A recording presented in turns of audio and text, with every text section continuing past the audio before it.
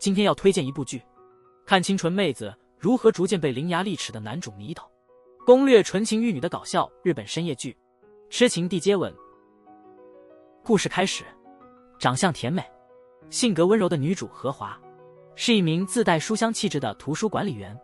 她视书如命，整日沉浸在书海中，日子本来很美好，但这一切都被这突然出现的猥琐眼镜男给破坏掉了。导演搞深夜剧也是有底线的，能不能找个和女主颜值相配的男主呀？反正猥琐眼镜男就是我们的男主了。他叫上条，是荷华的高中同学，他们已经很久没见了。自从他高二出国留学后，已经过去10年了。他一回来就找到荷华，让他带自己去看房子。敏锐的同事们已经嗅到八卦的气息，提到上条，荷华就满腔怒火。他曾在图书馆莫名其妙地强吻了他，简直是个怪胎。下班后，上条果然在门口等着荷华，荷华根本不想理他，把他带到中介所后，荷华就打算离开。上条又硬是把我留下来了。那房产中介还跟荷华熟得很，他也常常来看房。其实荷华是本地人，但他父母前不久一拍脑袋，决定退休搬去马来西亚了，而且他们住的是长租房。如果只留下荷华一个，他根本付不起租金，更别提荷华还有5大柜子的宝贝书了。爸妈想带他一起走，但荷华无法舍弃已经融入生活的书籍，所以这段日子荷华一直在忙着看房子。结果现在反倒是上条在旁边听中介和荷华聊，要是下周前荷华还找不到合适的房子，他就只能跟爸妈去马来西亚了。这一切都被上条听见了，于是临走前他递给荷华一叠资料，说可以一起合租，房租1人1半，房子也很大，完全符合要求。一边是理想的居所，一边是那个曾经非礼过自己的高中同学。荷华想了半天，最后还是同意了。华和我搬进了公寓，正式开始与上条同居生活。荷华的行李主要是书，上条收拾完后赶过来帮荷华整理。华从高中起就是书虫，上条很清楚，华很感激上条帮忙。要不是这次遇见上条，自己已在马来西亚晒太阳了。这真是偶遇吗？上条的话让荷华心头一震。就在他没反应过来的时候，上条又一次强吻了他。和这个男人在一起还是太危险了，要不要结束呢？正在犹豫时，他突然闻到一阵香味。天哪，他居然在做饭！他是把自己当老婆了吗？赶紧跑！果然，上条立刻抱住了荷华，毫不掩饰自己的意图。而荷华嘴上说着不要，表情却越来越享受。又一瞬间，荷华回过神，哦，原来刚才在胡思乱想。上条叫他吃饭了。荷华的胃在同居第1天就被征服，问荷华要是还想亲他怎么办。荷华吓得喷出一口饭。果然就算在现实里，上条也毫不掩饰自己的意图，他回来就是为了荷华，他一直喜欢着荷华。荷华赶紧逃跑。这种幸福的烦恼还是烦恼。荷华在考虑要不要搬出去，但他好不容易才安顿下来，心安理得。同事建议让荷华表现多一点，让上条讨厌他就可以了。这能有效吗？那时候他还和前任住一起，前任是个不讲理的混蛋，说他做的菜特别难吃。荷华被折磨得很惨，从此不再碰感情的事。既然这样，那就给上条做顿黑暗料理吧，让他讨厌自己就行了。没多久就搞定。荷华端上一碗像是食物的东西，而上条还真认真看了一会儿。荷华很有把握，这是他最好的一次。上条一口吃了下去，没想到完全没反应。他还说味道不错。荷华说他在家从不做饭，这次还是老妈做的饭。没料到上条一下就猜到了。荷华想用黑暗料理让人撤退，上条安慰他，他不会因为被拒绝而赶他走。他喜欢荷华整整10年了，只是一直在国外，没机会表白。高2那次在图书馆强吻，是上条没忍住感情冲动。这时门铃响了，上条走过去开门，没想到他订了一大束玫瑰花送给荷华。趁此机会，上条再次发动攻势，但很可惜，现在的荷华对感情一心无意。男主会放弃吗？显然不会，他决心让荷华心动，所以他不仅没有放弃，攻势反而更猛烈了。最关键的是，荷华的胃已经先一步造反了。几天后，荷华对上条更了解了。他做技术活，收入也不少，对什么都没兴趣，唯一感兴趣的是自己。这时上条又邀何华去看沙发，上条心里觉得这是他们的第一次约会。看到满屋的家具，何华眼睛一亮，恨不得买下所有东西。看来家居店已经成了约会的首选。一起逛家具店，气氛真的变得很温馨。他们很快选定了一张温馨的沙发。搬回家后，上条偷偷拍照，结果被何华发现了。他抢过 iPad， 打算删照片，却发现上条的 iPad 里还有他高中时候的照片，实在太痴情了。同事们都磕起了这对 CP， 劝他赶快和上条在一起。10年前的照片都还留着，这份情天地可见啊。何华想起了那张照片的故事。中川，上条生日，同学们给他戴上了巨蟹座发箍。何华正在看书，上条走过来，突然把发箍戴在他头上，然后拍了一张照片。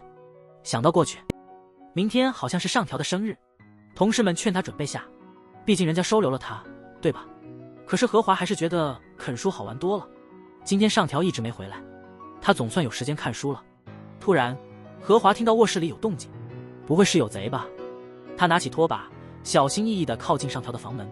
门一开，何华闭上眼睛，猛地砸了过去，结果砸中了上条。原来上条早已回来了。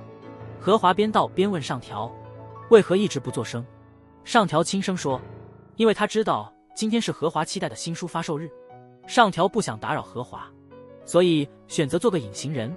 天哪，这男人竟如此为自己着想，自己却拒绝了他，到底为什么呢？还好何华清醒过来了，差点就沦陷了。一定要坚守底线，绝不谈感情。书中自有颜如玉，2次元优于3次元。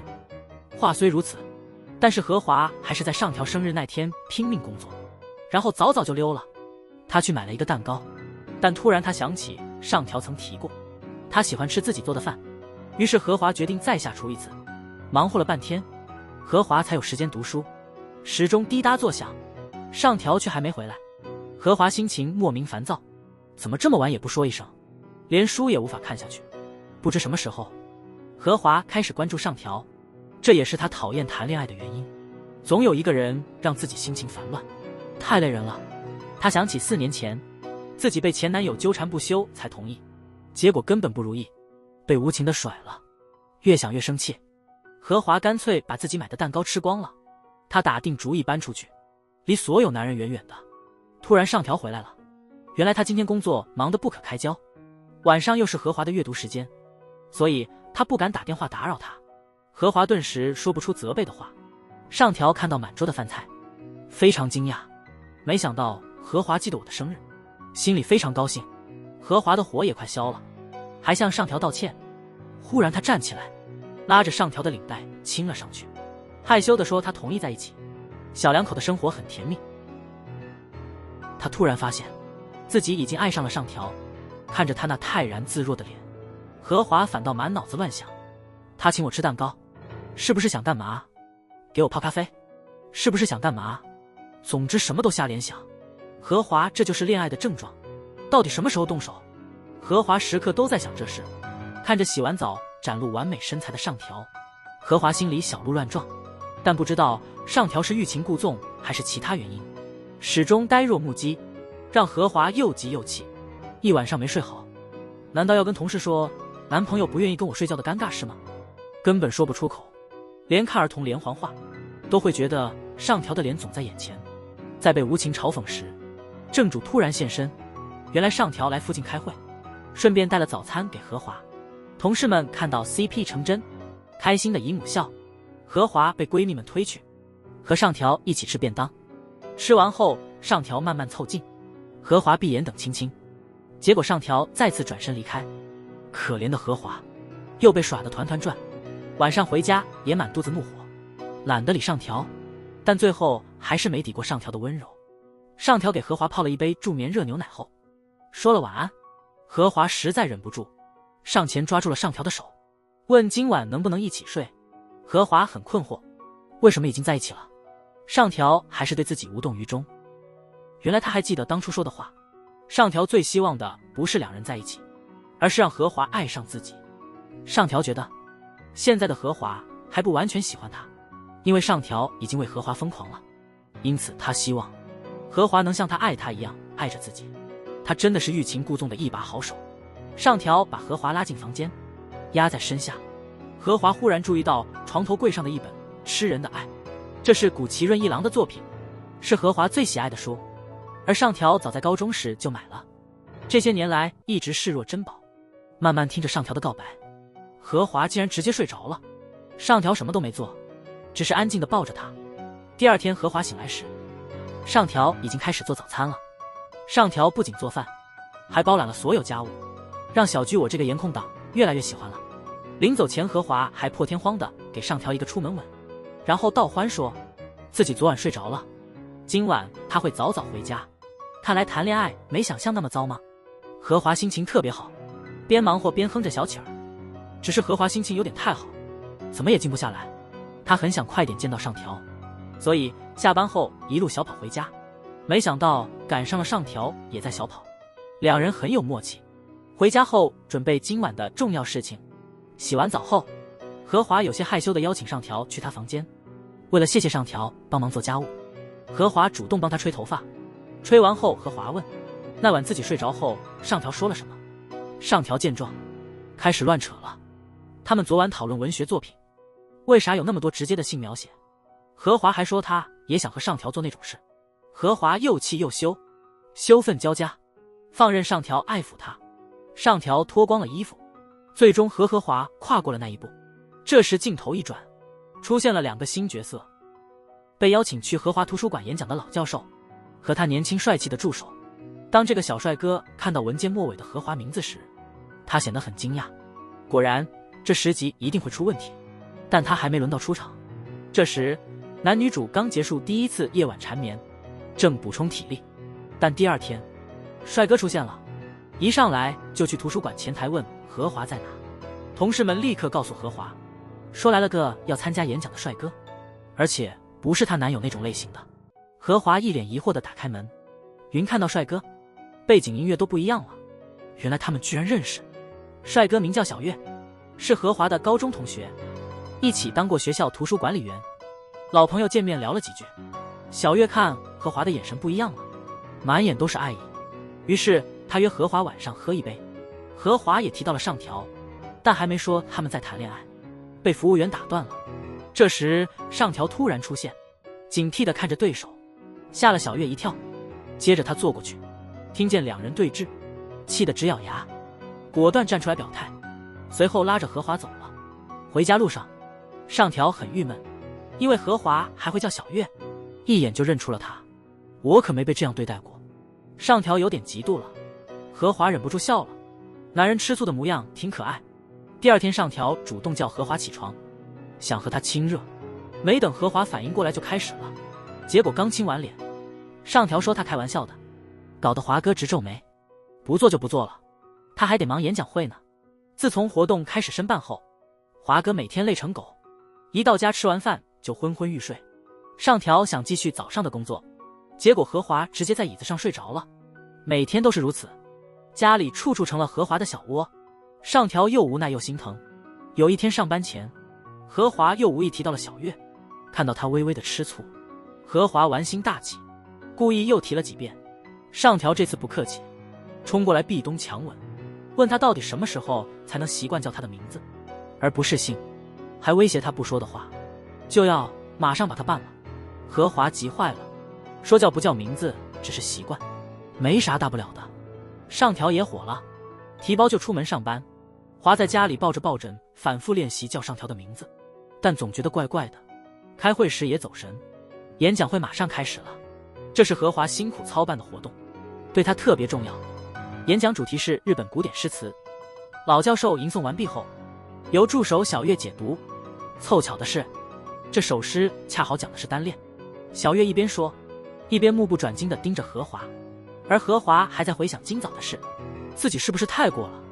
活动结束后，荷华送老教授离开，却不小心差点摔倒，因此和小月有了亲密接触。反应过来时，荷华发现身后站着一脸怒气的上条。上条生气地转身离开，荷华慌得不知所措，硬着头皮说出了上条的名字。然后上条回来，扛起荷华冒雨离开，临走前还给了小月一个警告的眼神。回回家后，何华发现上条生气了，他还以为上条是因为自己不叫他名字，而叫小月名字不高兴。其实上条根本不在意何华叫小月名字，上条生气的其实是没想到何华在小月面前如此可爱。说完，他靠近何华，让他再说一次自己的名字。何华推辞不过，还是叫了他的名字。上条早已按捺不住，把何华压在沙发上，选择这里作为他们第二次的战场。受此刺激，上条也不再掩饰，跟何华小两口开始玩花的了，甚至还让何华在那啥时念书给自己听。转眼间他们已经在一起2个月了。有件事让何华很迷惑，以前不想谈恋爱是因为怕耽误看书，但现在和上条在一起后，自己却没心思看书了。明明之前还不好意思叫他名字，现在却会在书和上条之间选上条，还会说一些大胆的情话。何华变得越来越不像自己了。这时同事们在安排周末的聚餐，而何华还是心不在焉。他既不明白上条为什么如此喜欢自己，也不明白自己为何突然后那么喜欢上条。想着想着，同事们就建议何华周末聚会时把上条也带来。告诉上条后，上条担心自己是个外人会让何华为难。何华随口说道自己也邀请了老教授他们。上条一听就不高兴了，说自己非去不可，而且刚才何华又没叫自己名字。上条说下次再这样，他就得让何华亲他一下。看着上条认真的脸，何华更觉得自己凭什么被他这么喜欢，气氛逐渐暧昧。上条又打算把何华推倒在沙发上，结果咔嗒一声，上条装逼失败，眼镜也坏掉了，要等明天重配眼镜。现在半瞎状态，走路能撞到树，平时霸道的总裁，现在像个犯错小男孩。何华母性大发，承担起引导员责任，晚饭也不让他做，正好借机抢回一次照顾的主导权。幸亏上条的眼镜坏了，否则看到和平制作的这坨东西，肯定要破防了。果然，上条直接咬住了和平的手指，也不清楚是故意还是不小心。不仅如此，和平还主动提出帮上条洗澡，显然就是想进一步发展。可惜上条还是稳稳地掌握着主动权，把何华吃得服服帖帖。何华心里很不服气，稳把上条拉进卧室。果然上条提了请求，何华主动坐下，而且他还说这次自己要在上面。纯情少女的蜕变史，从最初抗拒接触男人，到如今主动勾引，只用了短短几个月，这就是爱情的魔力啊！结果第二天一早，何华在厕所发现了隐形眼镜盒，才知道昨晚上条戴了隐形眼镜，感情这家伙是装的，实在太丢人了，还是被上条拿捏得死死的。他直接坐到一旁生闷气，结果上条哄了一会儿，何华的气就消了。他发现面对这个男人，自己根本气不起来。上条就像一本书，而我完全不知道他的后续，这让他充满热情。很快到周末聚餐时间了，上条果然来了，强势打断了小月和何华的对话。这时磕 CP 小组又来助兴了，问上条什么时候开始喜欢何华的。何华也想知道答案。小月在旁边一脸嫉妒，上条打了个哈哈，敷衍过去。聚餐很快就结束了，上条拉着何华去散步，享受着两人的时光。可能是酒精的作用，何华问出了他一直好奇的问题：为什么上条这么喜欢自己？上条抱住他，却还是没有回答。他明白时候到了会自己告诉他。对于上条而言，何华对他来说很独特，看到心爱的人依偎在别人怀里，受到重创。更糟糕的是，他还得继续负责与何华他们图书馆的合作项目。何华就像10年前一样，依旧喜欢文学，对他完全无感。对于小月来说，他天生颜值出众，在学生时代是绝对的风云人物，而他第一次一见钟情的就是这个恬静高冷的何华。他为了离何华更近，报名担任了图书管理员，效果却有限。就在那时，上条转到了他们班，同样出色的他一举夺走了小月的风头。要是连何华都被他吸引，小月简直不敢想，所以决定直接向何华表白。但看到何华动人的脸，刚刚鼓起的勇气全没了。这一犹豫就是10年。这10年里，小月和何华再没联系。回想了一阵，小月才重新意识到，离开前她不愿留任何遗憾，鼓足勇气想表白心声。结果偏偏这时灾星上条又出现了，机会又没了。小月低落不已，不知道还要青春困多久。突然，美桂打了个电话给他，小月索性就去和他睡了一夜，仿佛像在赌气。第二次聚会时，因为加班，何华还没到，只剩小月和上条两个男人，气氛简直冰冷如鸿门宴，他们几乎无话可聊。在小月心里，上条就是别人家的孩子的典范，没有什么事情是他轻而易举做不到的。但上条可不这么想，因为父母工作原因，上条来到了这所学校。父母是四处奔波的研究员，上条也经常随之转学，久而久之练就了一手高情商。但这也让上条对一切都无所谓，什么都很快离他而去。不过上条没告诉小月这些，两人的话题又回到了何华，火药味一下子浓了许多。小月主动出击，说她和何华品味相似，兴趣爱好也一样，的确在这方面上调差了一些。这时何华赶到了，趁着上条看菜单，小月给何华剩饭菜，简直是可忍孰不可忍。再加上小月之前的挑衅，上条更心酸了。抱着沙发上熟睡的何华，他不禁回想起高中时光，那时他对未来还很迷茫。某天放学后，看见何华一个人在教室看书，看着何华对世事漠不关心的样子，上条直接问他未来的梦想是什么。没想到何华的梦想很明确，就是当图书管理员。不久后，上条得知他们全家要搬去德国，尽管上条内心很不爽，但他表现得依旧很随和。其实上条的状态很糟，从容的外表下藏着疲惫。那天他碰巧看到两个喜欢小月的女孩，因为小月偏心而为难何华，上条过去解围后就走了。何华主动询问上条的情况，说感觉他状况不好，于是把上条拉去了图书馆。上条如果累了，可以靠在自己背上休息，当做解围的奖励。从那天起，上条陷入不可自拔的爱，他第一次心生执着，然后强吻何华，留下心理阴影。冷漠的上条一旦情感爆发，内心如滔滔江水，难以平息。回忆过后，何华抱着枕头敲开了上条的房门。接下来会发生什么，大家都能猜到。与此同时，可怜的小月还在幻想何华躺在她身旁。第二天，何华和闺蜜同事们聊起上条，他们都觉得这个男人太有魔力了，轻轻松松就能俘获人心，不管是谁都会被上条拿捏得服服帖帖。再想想何华最初的极端抵触，实在太香了。他们个个都羡慕何华，但越是这样说，何华就越觉得自己不够资格配上上条。何华到现在还不明白，为何上条那么喜欢自己。突然间在看书时，何华发现桌上有只小蜘蛛，他抓起来想放掉，没想到上条整个人紧张起来了，跟华一对视，嘿，终于让我抓到你的软肋了。原来上条从小就怕蜘蛛，他全副武装，发誓要把家里的隐患全清除。打扫时，上条意外在何华的书架上发现了一本相册，上条抢过相册，看到何华百感交集的表情，最终还是放下了。既然不让我看相册，那我们一起去旅行吧。上条的思路真是奇特。第二天他们就出发了，这是上条第一次直接告诉何华自己想做什么。何华很重视，两人一路吃喝玩乐，开心得很。而另一边，小月还在图书馆碰运气呢，结果白跑一趟。同事说小月和何华跟上条去旅游了，看这情况，上条十有八九是去求婚的。即便如此，小月依旧心存一丝希望。而何华已经和上条住进酒店了，一家很传统的日式酒店，非常有名，不少文豪都曾在此下榻。上条还真是下了大功夫。何华非常兴奋，上条还说浴室是包下来的，私密性很好，泡在池子里。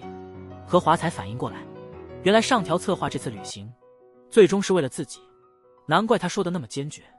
上条在自己心里越来越有吸引力了。上条也看到了何华的目光。去了温泉之后，上条还有别的安排。何华仔细一瞧，我去，那是他的相册啊。何华立刻急了，无奈上条死缠硬磨，何华才勉强同意。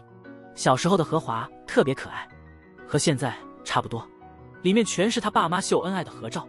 何华真是无语极了，他的爸妈简直像小孩子一样，一直都特别亲热，完全不像中年夫妻的样子。可能是父母的爱情太完美了，让何华对爱情失望，于是把心思放在了书上。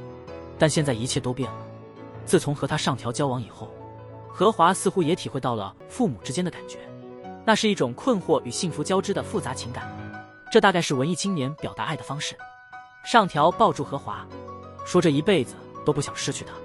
何华又问了一遍那个问题，为什么会这样？上条解释给何华听，在遇见他之前，自己生活没有任何意义，他也没什么特别渴望的东西，是何华改变了他，让他不仅能接受自己，还生出了愿望，那就是守护何华的一切。这就是上条找到的自己人生得意义。但最近上条发现自己开始嫉妒书在何华心中的地位了。就在此时此刻，尽管书和上条同样重要，可何华还是把最爱书籍放一边，和上条在榻榻米上热吻，双眼迷蒙地说他想要上条的身体，像只粘人的小猫咪。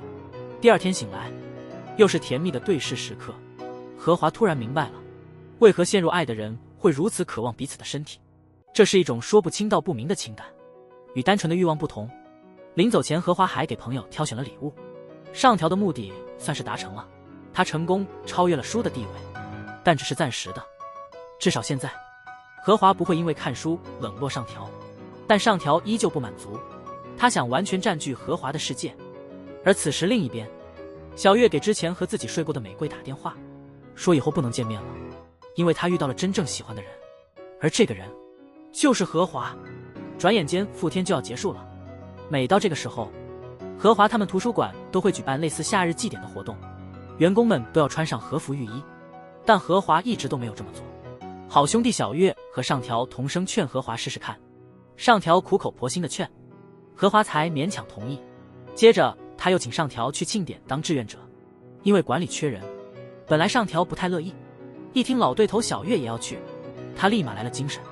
最关键的是，他可以看到何华穿浴衣，这跟宾馆提供的浴衣不一样。但上条忽然记起来，庆典那天他得去大阪开会，只能尽量赶回来。可再一想，不行，必须得去，要是不去，话又得被小月欺负了。果然，小月已经有些蠢蠢欲动，找到上条了，劝他不要宠溺过度，小心这份太浓的爱反而会给何华压力，让他喘不过气。小月让上条别多管闲事，他跟何华之间的事只有他们清楚，回家琢磨。小月说的也有道理，何况何华本来就孤僻。上条开始主动和何华保持距离，给他一些空间，像丢了魂似的。就这么熬了2-3天，何华实在顶不住了，跑去问上条怎么回事，结果上条直接甩开了何华的手，何华的心都碎了一地。上条怎么能这么对自己？转眼间图书馆庆典开始了，何华穿上浴衣果然漂亮，小月看得眼睛都移不开了。午休时间，小月又去找何华聊天，何华提到上条最近怪怪的，说他好像故意疏远自己。小月想到自己之前的建议，忍不住笑了，看来那家伙还是挺在意的嘛。何华告诉小月，他以为双方互相了解，但发现根本不是那么回事，有点难过。然后话锋一转，问小月有没有女友。小月说没有，但她有喜欢的人。何华生了好奇，小月深深地看了他一眼，既然感情有裂痕，现在正是趁虚而入的好机会。就在他要得手的时候，上条一声怒喝，突然来到场地。小月一脸尴尬，赶紧辩解说自己在帮何华拍虫子。上条也穿着浴衣，而何华还心烦着他之前手掌的事，满腹郁闷。当上条出现在庆典时，一群女生都兴奋地围了上去，连他帮忙的饮料摊位也挤满了人。看见上条在女生中间温文尔雅的应对，何华心情很不好。出来散心时，被2个小哥纠缠。这时上条冲出来赶走了他们，提醒何华要对其他男人保持警惕，毕竟他太可爱了。何华还在生上条的气，问他为什么最近这样对自己，气得何华都开始撒娇了。上条立刻道歉，说自己只是怕这份深情太深重，所以才勉强按捺自己，可完全办不到。他根本不懂如何保持距离，反而弄巧成拙。不等上条说完，何华就捧住他的脸，骂他是个笨蛋。于是这点小误会瞬间化解，两人又穿着和服亲热起来。最后小月再次陷入孤独与忧伤。远在马来西亚，何华的父母决定回来探望女儿，并顺便见见那位传闻中的室友，高中同学上条。此时上条正要面对最严峻的考验，也就是岳父岳母的考验。上条起床准备上班时，何华接到了小月的电话。他回想起小品庆典那天的情景，就算再迟钝也能感受到他的情感。果然，当小月邀请何华去看文学主题的演奏会时，何华沉默了半晌，最终还是答应了，但显然不再像以前那般爽快。这可能是小月最后的机会了。到了约定的时间，何华却迟迟没出现。上条等了整整1个小时，何华才缓缓出现。小月激动地咳嗽起来，因为今天的何华太美了。然而小月心里明白，何华的种种表现都在说明，他只是把自己当朋友。也正因如此，自己才能如此靠近他。今天他必须把埋藏已久的心意说出来。演出结束后，小月和何华漫步在花路上，但此时何华心里想着的依然是上条。小月心里也很明白，要不然还是维持现状吧。小月有些怯场，她担心失去仅有的何华的机会，但望着何华的脸，小月也像上次一样难以控制，情不自禁地说了：“我喜欢你。”何华吃了一惊，他告诉何华，自己知道。这时何华心里只想着上条一个人，但以后谁说得准呢？或许他会一直喜欢何华，而何华不用做什么，只需接受这份感情就好。何华心情复杂地回到家，等了。开门一看，竟是老妈。何华吓了一跳，上条不安地出现了，去见未来的丈人，结果给了何华爸妈一个重大打击。原来女儿的合租室友竟然是男的，他们完全没想到这一点。看到上条后，何华老爸立刻警觉起来。上条跪在他面前，诚恳地表示，他和何华是认真在谈恋爱，一定会好好对他。老丈人气得不行，真没想到他们在一起了。何华也在一旁替他求情，结果老丈人气焰瞬间就消了。不得不说，这对爸妈真是太有趣了。何华赶紧拉着老爸去买菜，家里只剩老妈和上条。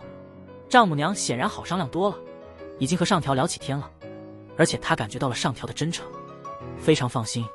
而与此同时，何华也在跟爸爸聊天。就在这时，爸爸说了个坏消息，何华的妈妈不久后要做手术，他想在手术前见何华一面。听爸爸说情况不太乐观，所以他希望如果妻子有意外，何华能回马来西亚陪陪他。老妈多次提醒老爸别说漏嘴，不想打扰何华的生活，但老爸还是忍不住了。一回家，何华心情就很差，而老爸已经摆上酒阵，要测试女婿上条的酒量，结果他自己喝得烂醉。酒后真言，老爸向上条鞠躬，请他好好照顾何华。突然的拜访就这么结束了。上条顺利通过考验，但何华一直记得爸的话，他想永远和上条在一起，可又无法拒绝父亲的要求，所以心里很纠结。还纠结什么呢？先亲热一会儿再说。就在两人缠绵时，何华母亲的病情加重了，父亲想给何华打电话，但被妻子阻止了，他不想打扰女儿的生活。而何华在激情之后向上条提到搬去马来西亚，转眼间他们已经在一起4个月了。但这4个月对何华来说非常珍贵，但这种生活似乎即将有大变化。听到何华的提议，上条显得异常冷静，就算是提到异地恋也没啥反应。何华明白自己不该指望上条挽留，毕竟是他自己提的分手，但上条的反应让他有些心酸。再过几天就是何华的生日，他最大的心愿就是和上条在一起，但看样子他要放弃这个愿望了，因为他已经告诉母亲自己也要去马来西亚。结果老妈听了笑着说，自己的手术已经做完了，只是个小手术而已，特别顺利。老爸总是小题大做，怪不得上条如此冷静，原来他早就知情，只有自己被蒙在鼓里。不过上条说他的态度是真心的，即使何华真去了马来西亚也没什么大不了。回到房间后，上条翻看何华跟爸妈的合照，我又想起之前和丈母娘聊过的事。她说道，总有一天她和老公会离开，也就是有一天他们不在了，女儿会不会就此孤苦无依？于是特地回日本动手术，想见见他何华。现在见到了，他们也知道了，女儿身边已经有一个能陪伴一生的人了。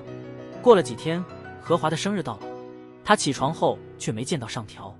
最近上条对他有点冷淡，何华不知道他在忙什么，不仅今天没吻他起床，还只留了个纸条。难道他在准备惊喜？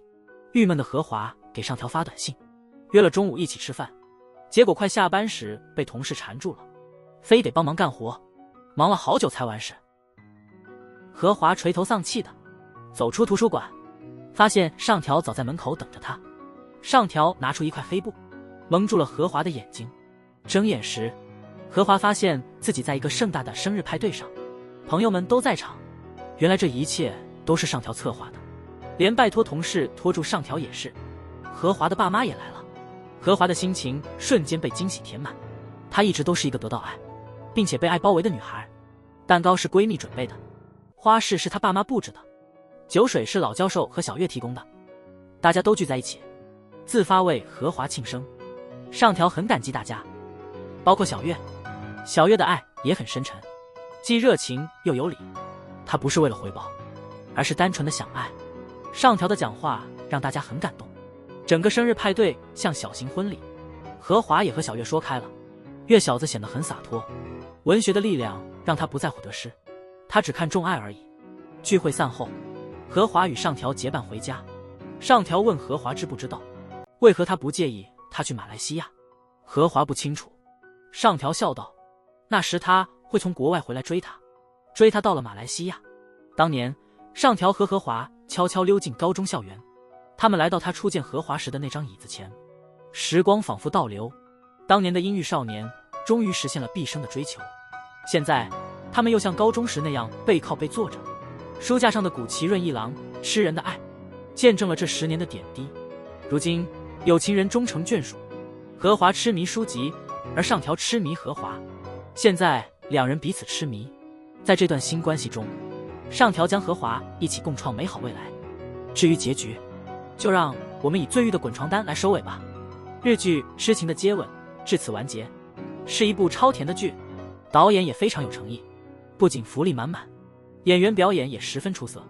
说实话，小剧一开始被男主震惊到了，可越看越喜欢他，这也许是爱情的魅力吧。谁不想要这样的甜蜜爱情呢？不说了，小剧要去被窝里偷偷哭了。好啦，今天的解说就到这儿，我们下期见。